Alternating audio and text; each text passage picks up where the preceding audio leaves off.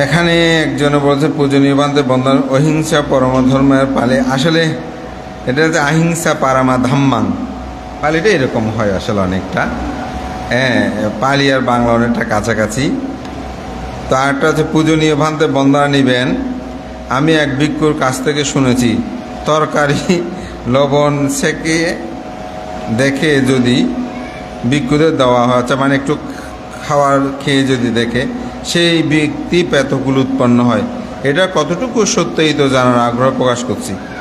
ও আচ্ছা, অর্থাৎ আপনি তরকারি রান্না করেছেন, তো একটু লবণ দেখি হয়েছে কিনা। আসলে ওই লবণ দেখা উপলক্ষে যদি খেয়ে থাকে উনি কখনো পেতলোকে যাবেন না বানতে। কেন? কারণ ওনার ওখানে বানতের আগে খাওয়ার জন্য লোভে খাবার কোনো চেতনা নাই।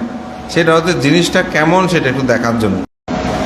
আপনি একটা বিস্কিট খেয়েছেন, বাচ্চাটার কথা বাদ দিলাম, তো এখন কোনো ভান্তে এসেছেন, তো আপনার একটু বিস্কুট দিতেছে বা নতুন নাই, যদি নতুন থাকে ওখান থেকে দেবেন, যেহেতু অগ্রে আমি অনার করব তাকে।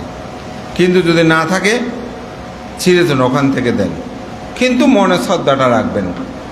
কথাটা বুঝছেন? তাতেও কিন্তু আপনার কোনো দোষ হবে না। আর আপনি খেয়ে দিলেও যে দোষ হবে তা কিন্তু না, একদম মহাভারত অশুদ্ধ হয়ে যাবে।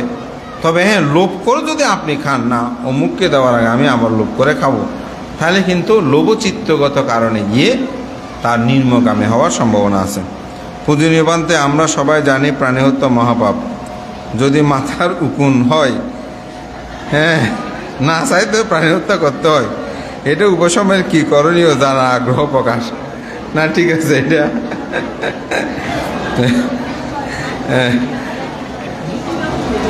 তো আসলে আমি মনে করি এটাই বলবো, প্রতিরোধ মানে রোগ হওয়ার আগে থেকে, মানে রোগ হয়ে ডাক্তারের কাছে যাওয়ার আগে থেকে রোগ না হওয়ার জন্য যে প্রচেষ্টা, এটাই উত্তম না? অর্থাৎ যেমন অনেকে আছে চিনি কম খাচ্ছে, ডায়াবেটিস আছে, বলে যে না বানতে, তাইলে বলতে বানতে একটু সতর্ক, ওটা ভালো না। তো মাথায় উকুন না হওয়ার মতন কিন্তু ব্যবস্থা আছে না? আপনারা সেভাবে চলবেন, মাথার উকুন আর মারতে হবে না। আমার কথা হচ্ছে সেটা। কিন্তু যদি মারেন অবশ্যই প্রাণী, তো প্রাণী হত্যায় কী হবে? রাগচিত্ত উৎপন্ন হয়। তো রাগচিত্ত উৎপন্ন হয় না, রাগচিত্তটা উৎপন্ন হয়। তো সুতরাং আপনারা না হওয়ার মতন ব্যবস্থাপনা, এখন সেরকম পদ্ধতি আছে, তো সেরকম পদ্ধতি যদি আপনি ব্যবহার করেন, আশা করি আপনার ক্ষতি হবে না, পাপও হবে না। তবে যদি মারেন, আসলে একটা চেতনা থাকে, চেতনাটা মানে একটা হিংসাত্মক ভাব মনের মধ্যে উৎপন্ন হয়, তো যার কারণে একটা ক্রোধ মানুষের মধ্যে কাজ করে। তো সেজন্য প্রাণী হত্যা যদি হয়, অবশ্যই প্রাণী হত্যা হবে এটা।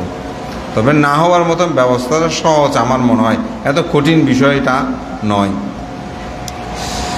একজন অনলাইনে আমাদের প্রশ্ন করেছেন, অনিচ্ছা বা অনাত্মা, এই দুই ধারণার মধ্যে সম্পর্ক কি?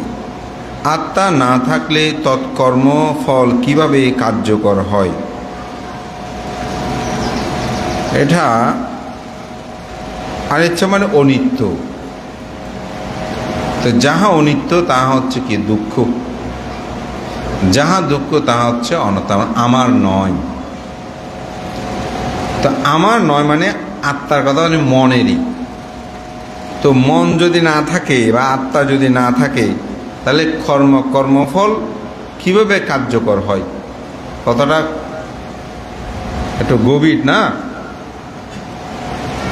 অনিত্য মানে যাহা নিত্য নয়, এটা আমরা বুঝি, এটা নিয়ে ব্যাখ্যা করার দরকার নাই। এখন আমাদের মন যদি না থাকে, চিত্ত যদি না থাকে, আত্মা যদি না থাকে, তাহলে কর্মফল কোথায়? আবার বুদ্ধ ধর্ম বলছে অনাত্মা, আত্মা আছে বলেই তো অনাত্মা। তো এখানে আসলে মূল বিষয়টা হচ্ছে দুটা, একটা হচ্ছে রূপ আর একটা হচ্ছে নাম। বেদনা, সংজ্ঞা, সংস্কার, বিজ্ঞান, এই চারটাকে মিলে হয় নাম। এই নামের রূপান্তর হচ্ছে বিজ্ঞান। অর্থাৎ এটাকে বিজ্ঞান মানে কি? মন, হৃদয়, অন্তঃকরণ, হার্ট এবং আত্মা, আমরা যেটা বলছি অনাত্মা। তো বুদ্ধ ধর্ম দর্শনে বলছে এই চারটি বিষয় নিয়েই কিন্তু আমাদের চিত্ত। এখানে যদি বিজ্ঞান না থাকে তাহলে বেদনা, সংজ্ঞা, সংস্কার দিয়ে কিন্তু চিত্ত হয় না। এগুলো নাম এবং রূপ, এই দুটির সমন্বয়ে দুই ধরনের কর্ম হয়। কিছু রূপপ্রদান কর্ম, অর্থাৎ কায়ের দ্বারা কিছু কর্ম হয়, সেখানে কিন্তু চিত্তের প্রভাবটা কম থাকে। আবার অনেক কিছু চিত্তের মধ্যে কর্ম হয় কিন্তু কায়ের প্রভাব থাকে না। যেমন আমি একজনকে মনে মনে ঘৃণা করতেছি, কিন্তু ঘৃণার কথাটা তাকে বলিও নাই, সে জানিও না, আমাকে দেখেও নাই, কিন্তু আমি তাকে মনে মনে ঘৃণা করি। তাহলে আমার চিত্তের মধ্যে ক্লেশ উৎপন্ন হবে না? ক্লেশ মানে কি?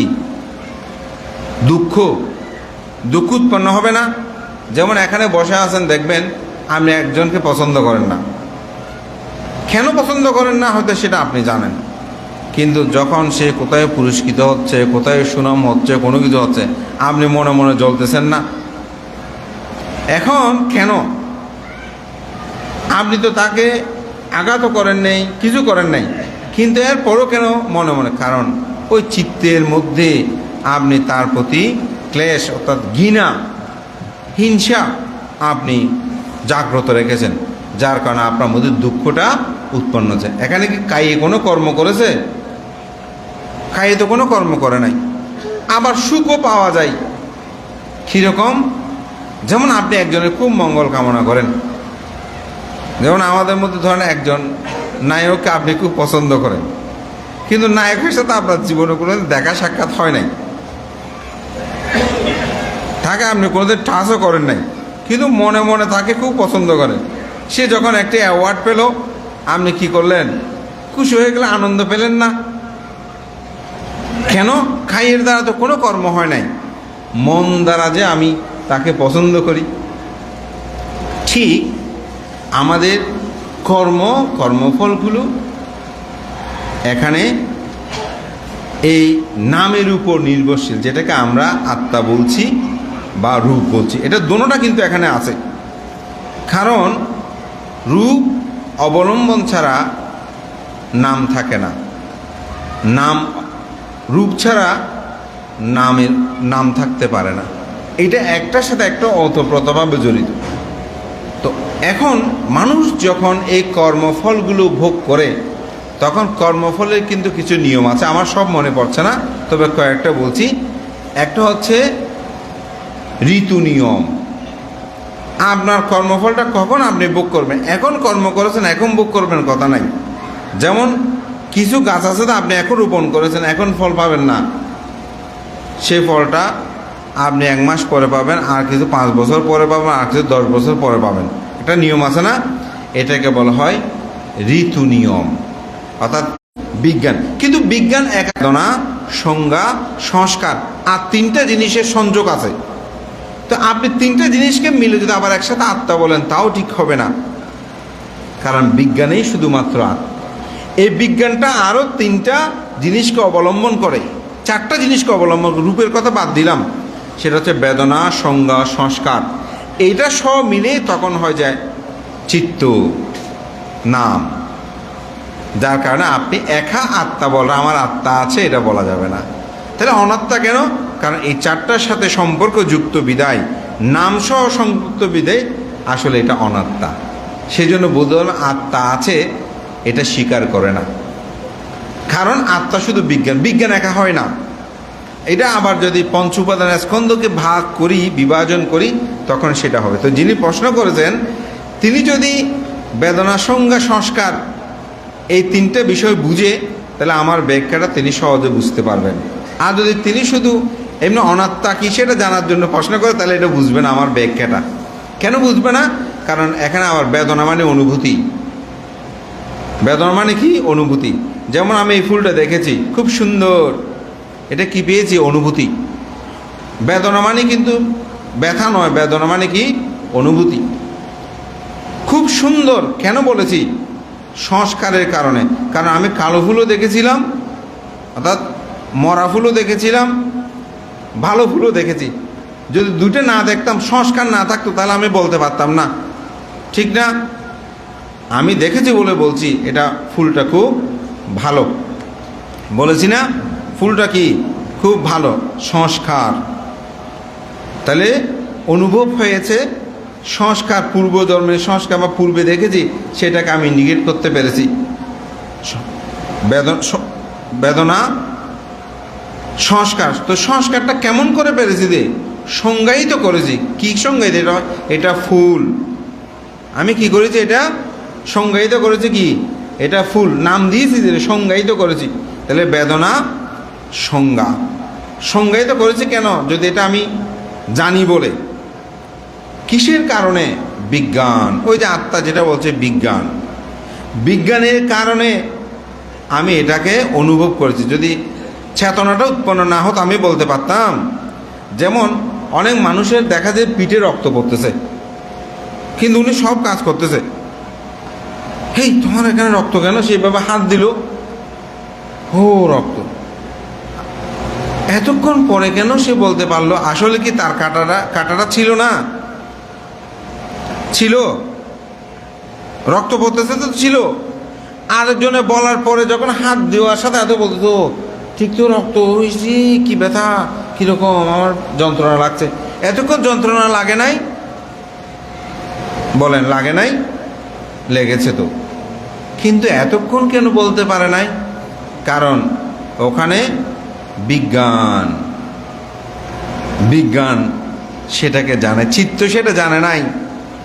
চিত্ত জানার সাথে সাথে তখন বলছো রক্ত পড়ছে, ও কোথায় কাটা গেছে, কিভাবে কাটাছে, ওই সংস্কার, সংজ্ঞায়িত সংজ্ঞা, এগুলো তার মধ্যে উৎপন্ন হয়েছে।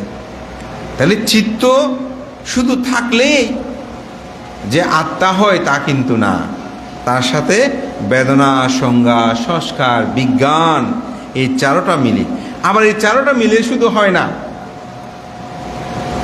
তখন কিন্তু রূপ অর্থাৎ দেহ, এটারও প্রয়োজন হয়। যার কারণে মানুষ যখন মৃত্যুবরণ করে, মৃত্যুবরণ করার সাথে সাথে ওই আত্মা, যেটা আমরা বলছি বুদ্ধ ধর্মতে আত্মা বলে না, এটা বলছে নাম। এটা আরেকটি চিত্ত, এটা আরেকটি অবলম্বন করে আরেকটি জায়গায়, ওই আরেকটি রূপের মধ্যে সে অবলম্বন হয়। সেটা তির্যক হতে পারে, মানুষ হতে পারে, দেবলোকও হতে পারে। আমার যখন রূপ থাকে না একেবারে, তখন ব্রহ্মলোকে যখন উৎপন্ন হয়, তখন কিন্তু সেখানে রূপ নাই, শুধু চিত্তটা থাকে। ওখানে বেদনা, সংজ্ঞা, সংস্কার, বিজ্ঞান। তো সেজন্য বুদ্ধ ধর্ম দর্শনে বলছে, এখন কর্মফল কিভাবে কার্যকারী হয়? একটা সুন্দর প্রশ্ন করেছেন, কর্মফল কিভাবে কার্যকারী হয়? আসলে এটা নিয়ে বুদ্ধের সাথে একটা খুব সুন্দর কথোপকথন আছে।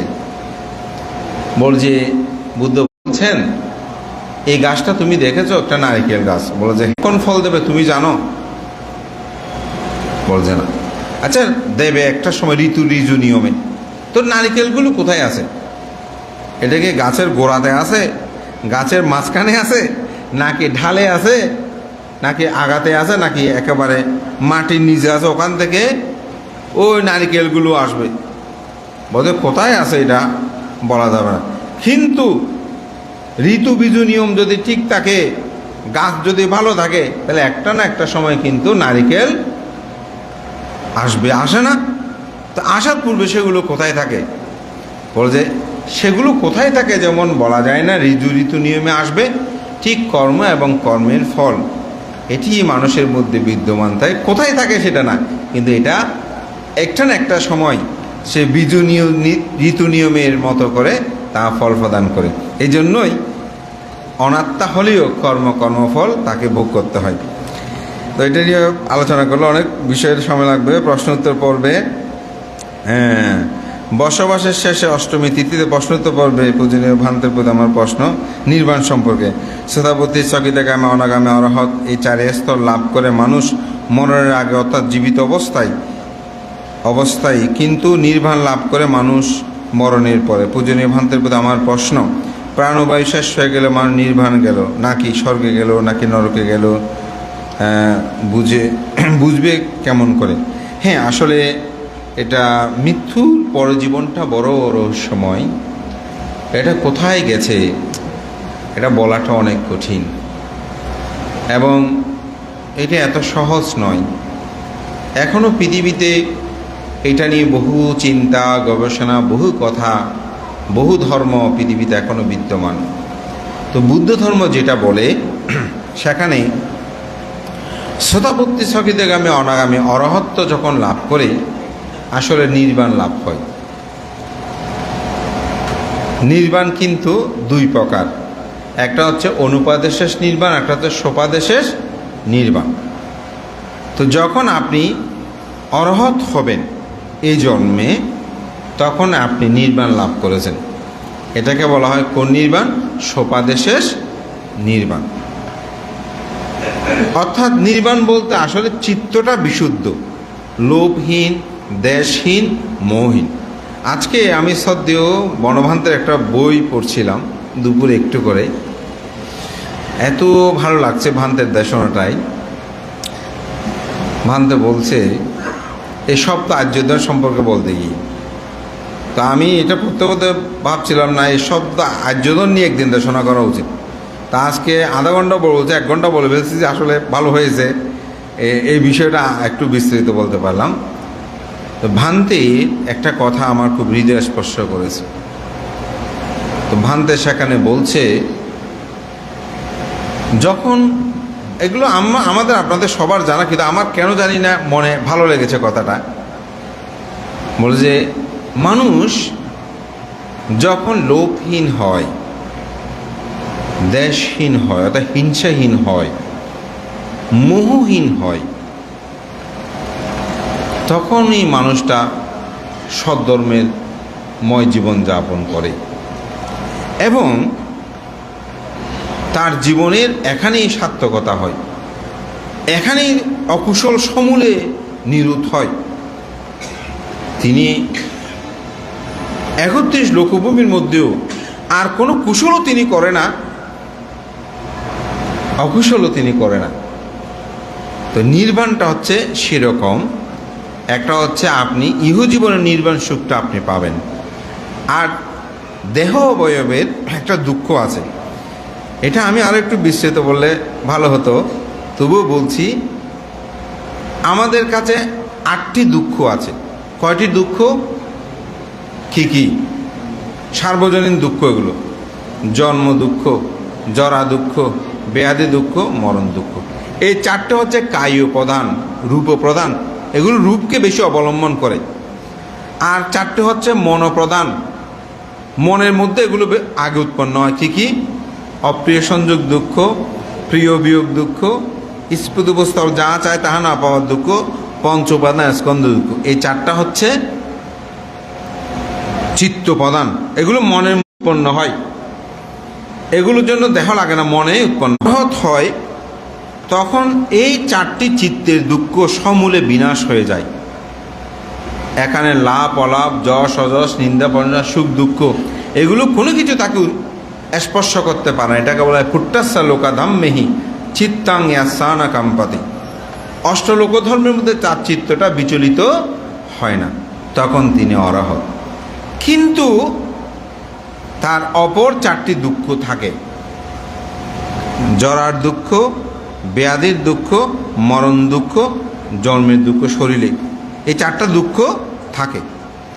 কিন্তু যখন তিনি পরিনির্বাপিত হয়, অর্থাৎ অনুপাদেশেষ অনুমানে যা আছে তাও দেহটাও চলে যায়, তখন এই দুঃখটা আর থাকে না, সমূলেই তিনি নিরুদ্ধ হয়ে যায়। ভান্তে কেন?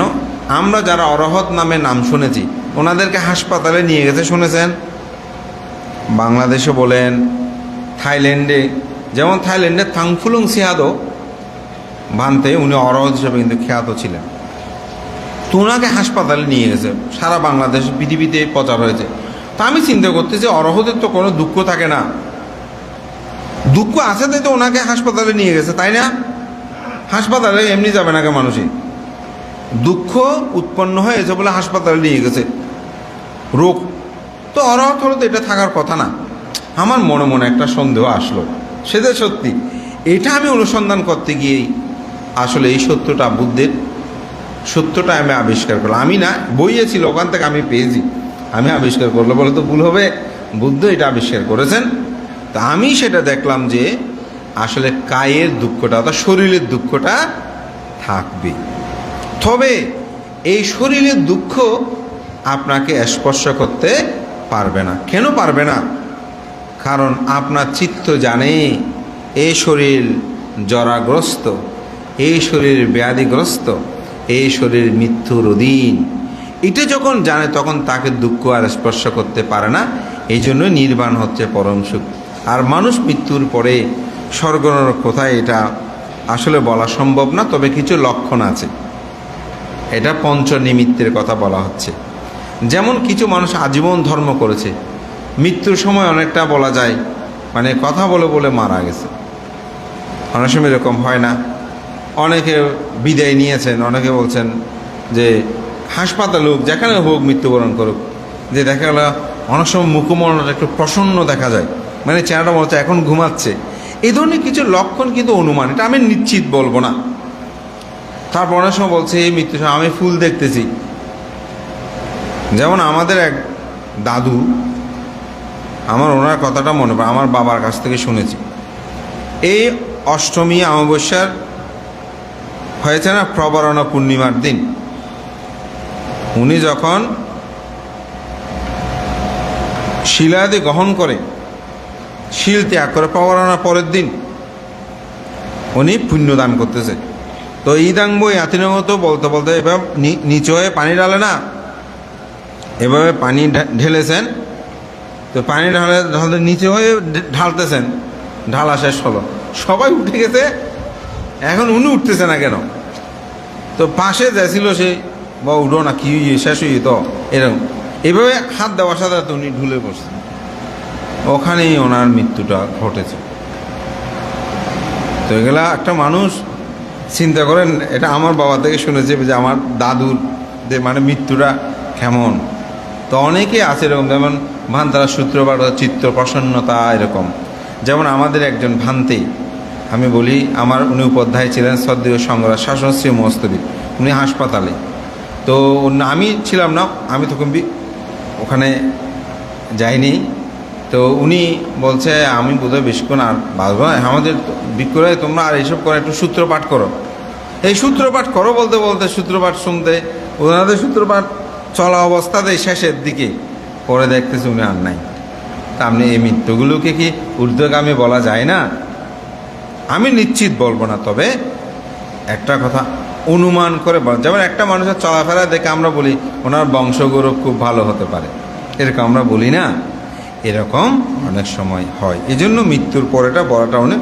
তবে হ্যাঁ, অনেক সময় নরকগামিতেও, যেমন অনেকেই খুব কাতর কষ্ট পাচ্ছে, শারীরিক কষ্ট সেটা নাই, যে অনেক সময় আমি এরকম অন্ধকার দেখতেছি, আমাকে এসে মারতেছে কাটতেছে, এরকম কিছু আছে। তো তারপর আমরা শুকুরের মতো গো গো গো করে মৃত্যুর সময় খারাপ নিমিত্ত দর্শন করে, তারা অবশ্যই নির্গমে। পঞ্চশীল বা অষ্টশীল পালন করে নির্বাণ লাভ করা যায় কিনা? হ্যাঁ উপাসিকা, আমরা যদি বিশাখার কথা বলি, অনাথ প্রেমিক শ্রেষ্ঠী বলি, তারা কিন্তু পঞ্চশীলধারী ছিলেন। তো তারা তো শ্রোতাপত্তি লাভী হয়েছেন না? অবশ্যই, বিশেষ করে পঞ্চশীলটা আমি একটু অষ্টশীলের দরকার, কারণ আর্য অষ্টাঙ্গিক মার্গপথটা যদি আপনি চলতে চান, সেখানে কিন্তু পঞ্চশীল দিয়ে হবে না। ওই আর্য অষ্টাঙ্গিক মার্গই হচ্ছে কিন্তু মুক্তি লাভের একমাত্র উপায়, সেই জন্য অষ্টশীলটা অবশ্যই দরকার আছে। তবে পঞ্চশীলটা হচ্ছে রক্ষা কবচ, পঞ্চশীলটা হচ্ছে রক্ষা কবচ। ইদানিং কিছু কিছু ধর্মীয় অনুষ্ঠানে পঞ্চশীল প্রার্থনা আগে সাধুবাদ দেয়, ধর্মীয় অনুষ্ঠানে শেষে ভিক্ষু বন্দনা, এটা উচিত কিনা? আসলে আমার একটা বিষয় বলি, সেটা হচ্ছে সাধুবাদটা আগে, যেটার জন্য যেমন আমরা বলি আপনারা সবাই প্রস্তুতি গ্রহণ করার জন্য একটু সাধুবাদ দেন, ওইটা আসলে খারাপ কিছু না। তবে এখন একটা অতিরিক্ত অনুষ্ঠান শেষ হলো, এরপরে আবার ওকাশা বন্ধের মধ্যে দাঁত একটু আগে আপনি বলেছেন না, এটা আবার বলার দরকার কি? এত পূজা নিয়ে কি করবে বান্তারা? আমি এটা বুঝি না। আমাদের ভিক্ষুদের এটা আপনাদের কোনো দায়ী না। আমাদের ভিক্ষুগুলোর আমি কিছু এটা বুঝতে পারি না। খালি দায়কের মানে আমাকে পূজা করো, আমাকে পূজা করো। আরে পূজার জায়গাটা আপনি সৃষ্টি করেন, ওনার 5 বার করতে ইচ্ছে হলে করবে। হ্যাঁ, কেন বুঝি হচ্ছে ওকাশা বন্ধ মানতে হোক। একবার বলেছে, একবার দেখা হয়েছে, নমস্কার, ঠিক হয়ে গেছে, হয়ে গেছে তো কাজ। ভিক্ষুকে দান ধর্ম করেছি। আর এমনি তো বান্দারা যাবার সময় আপনি এমনি বন্দনা করতেছেনই, ওখানে আবার সমবেতভাবে ওকাশা বন্ধ মানতে দাঁড়াতে না একটা চালু করে দেয়। মানুষ ওইটা নতুন বেলে ভালো লাগে মনে করে, ওইটা আবার করতে থাকে। আমি ব্যক্তিগতভাবে এটা আমি সমর্থন করি না। একবার করেছে বন্দনা, ওকাশা বন্দনা দাঁড়াতে না, পঞ্চশীল প্রার্থনার সময় তিনি বন্দনা করতে হয়ে গেছে তো। আর একবার চলে যাওয়ার সময় আপনার পানি ডালে এমনি বন্দনা করতেছেন না, ওখানে আবার এরকম করে বলতে হবে নাকি? আমাদের তরুণ আগামী প্রজন্মগুলো বলতে কোথায় গেলাম, বানতে একটা খালি বন্দনা করতে করতে শেষ। আরে বন্দনার চেয়ে তাকে জাগ্রত করাটা দরকার। আপনাকে এগুলো বুঝতে হবে তো। যেমন আপনারা একটা পুজো তুলতেছেন, এই পুজোগুলো নিয়ে ছেলে মেয়েগুলো প্রশ্ন করে উত্তর একটাও দিতে পারেন না। তো এরা বলে যে আমাদের ধর্ম কি আছে? বারবার বললাম যে এই পূজাগুলো এভাবে তুলবেন না। এখানে সম্মিলিত আছে, সয়ংগুলো এখানে দেন, মানুষরা খেতে পারে।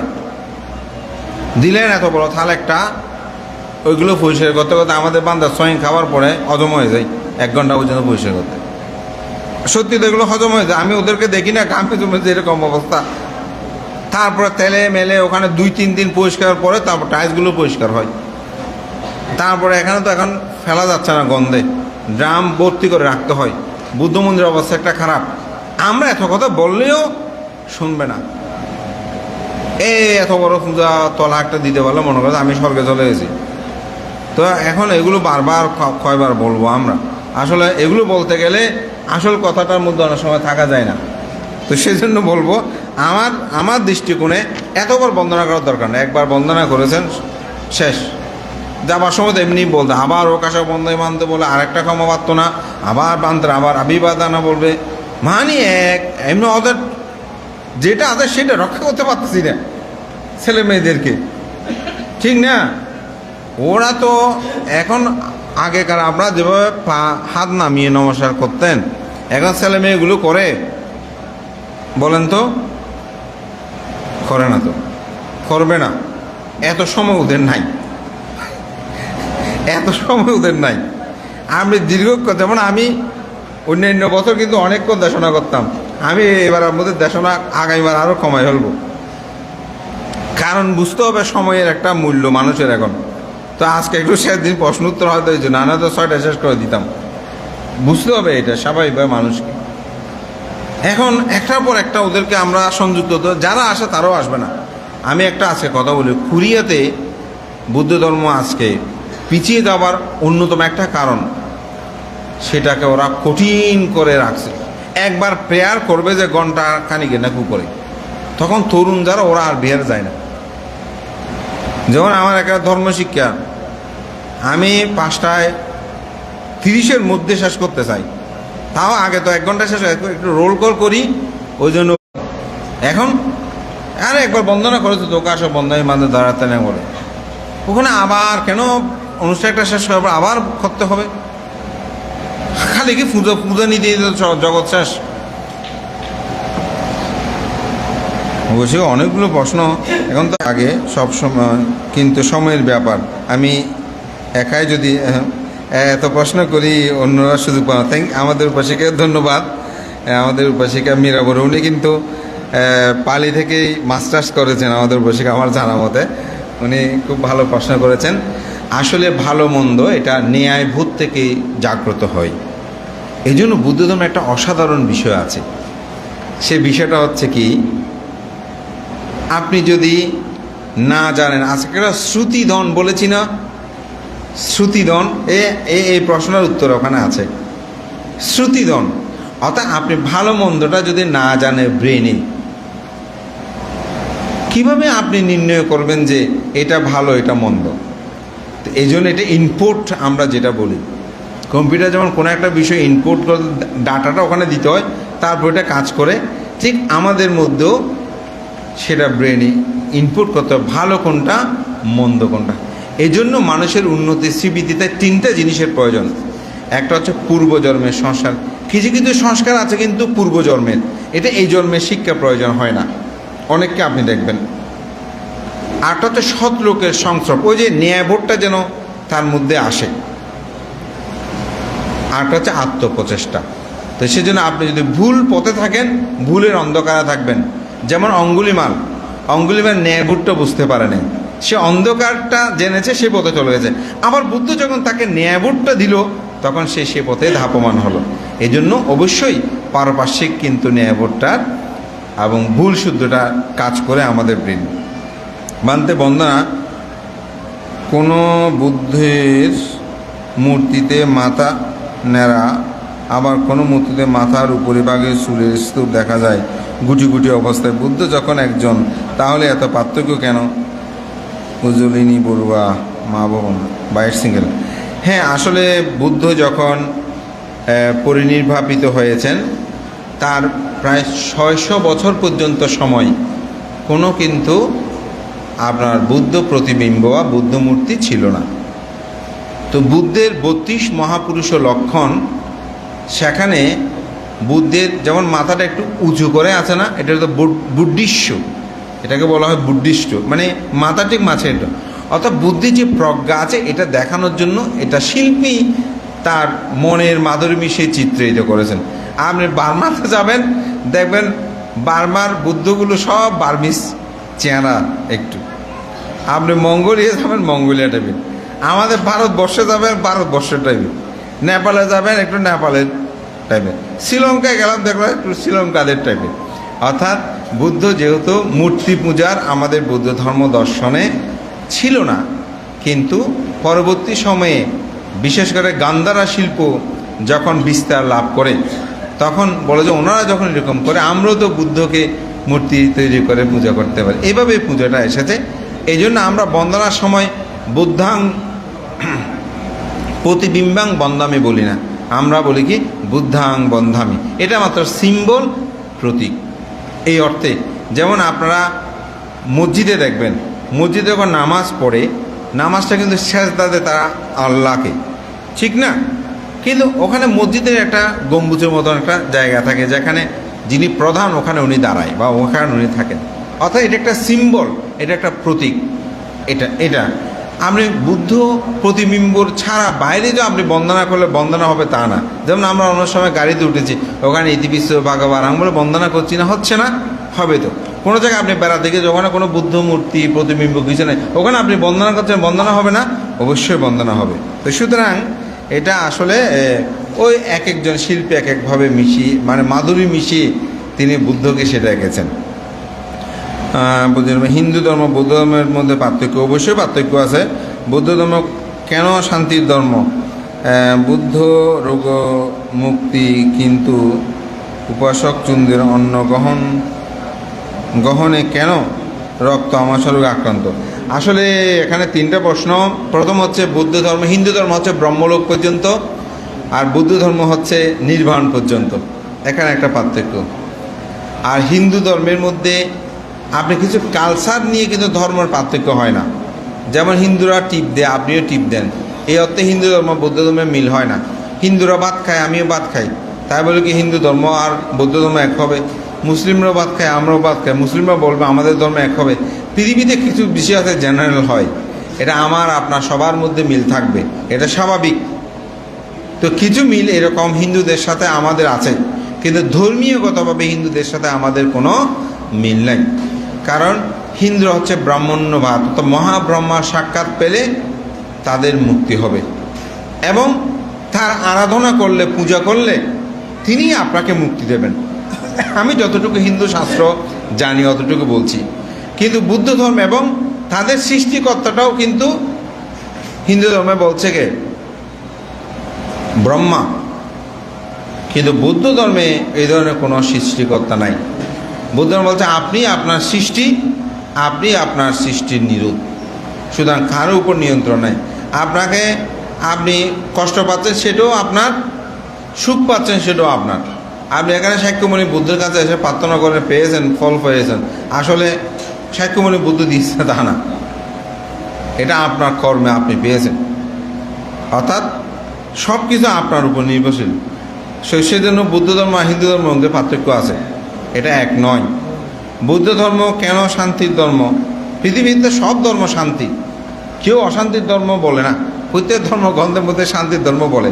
তা আমি এই অর্থে বলবো, আসলে অলোভ অদেশ অমোহ সম্পূর্ণ জীবন হচ্ছে শান্তি। সেটা আপনি যদি বলেন আমি বুদ্ধ, কোথায় শান্তি আছে? কোন বুদ্ধ শান্তিতে আছে বলেন তো? যিনি অলোভ অদেশ মোহ সম্পূর্ণ হয়েছেন তিনিই শান্তিতে আছেন। সে বুদ্ধ হোক, হিন্দু হোক, খ্রিস্টান হোক, যেই হোক না কেন, তার কাছে যদি লোভ না থাকে, দেশ না থাকে, মোহ না থাকে, সে শান্তিতে আছে। আপনি অস্ট্রেলিয়া যান, নরওয়ে যান, নিউজিল্যান্ডে যান, আমেরিকা যান, ওখানে অশান্তি নাই। কার কাছে অশান্তি? যার মনের মধ্যে লোভ দেশ আছে তিনি অশান্তিতে, আর যার মধ্যে লোভ দেশ মোহ নাই তিনি শান্তিতে আছেন। তো এখানে বৌদ্ধ ধর্ম শান্তি নয়, লোভ দেশ মোহ যার কাছে নাই তিনি শান্তি। আর লোভ দেশ মোহ যার মধ্যে আছে সে নিজে যদি একদম সাইনবোর্ড দিয়ে আমি বুদ্ধ, আই এম বুদ্ধিস্ট, পিঠে একটা লাগালেন, বুকে একটা লাগালেন, খোপালেও লাগালেন, গালেও লাগালেন, খেলাধুলায় গালে লাগায় না, সব জায়গায় লাগালেন, শান্তি আসবে? কোনো দিন শান্তি আসবে না।